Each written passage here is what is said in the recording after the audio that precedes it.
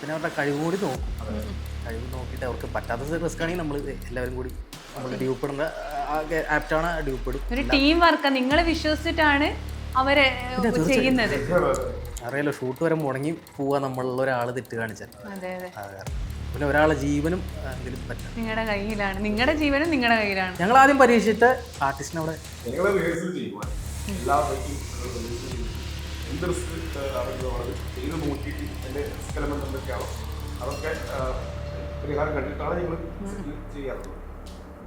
അല്ല ഞാനൊരു കാര്യം ചോദിക്കട്ടെ, ഇപ്പൊ ഇങ്ങനെ ചവിട്ടി, അപ്പൊ നമ്മളിപ്പോ ഈ നെഞ്ചിനൊക്കെ അത്രയും അപാരമായിട്ടുള്ള ചവിട്ടിയിട്ട് നമ്മൾ വായിന്ന് ഒരു ബ്ലഡിന്റെ ഒരു ചുവ പോലെ വരണമെങ്കിൽ അത്രയും കൊണ്ടിട്ടുണ്ടാവുമല്ലോ. അപ്പൊ അന്നേരം ദേഷ്യം പിടിച്ചോ അന്നേരം? അല്ലേ, അതാണ് ഈ ഫൈറ്റേഴ്സിന്റെ ഒരു പ്രത്യേകത. എപ്പോഴും കണ്ടാൽ ഇപ്പൊ ആ സമയത്ത് ഒന്നും പറയില്ല, ഞങ്ങൾ റൂമിലെത്തിയിട്ട് ഫുഡ് കഴിക്കുമ്പോഴാണ് ഇത് പറയാൻ. നിങ്ങൾ സഹിക്കുവാണെന്ന്, പക്ഷെ അത് ശരിക്കും പറഞ്ഞാൽ ഡയറക്ടേഴ്സ് ശ്രദ്ധിക്കേണ്ടതല്ലേ അത്? ഫൈറ്റ് മാസ്റ്റർ ശ്രദ്ധിക്കേണ്ട ശരി, കാരണം നമ്മളെ ഏൽപ്പിച്ച ഒരു ജോലിയായിരുന്നല്ലോ.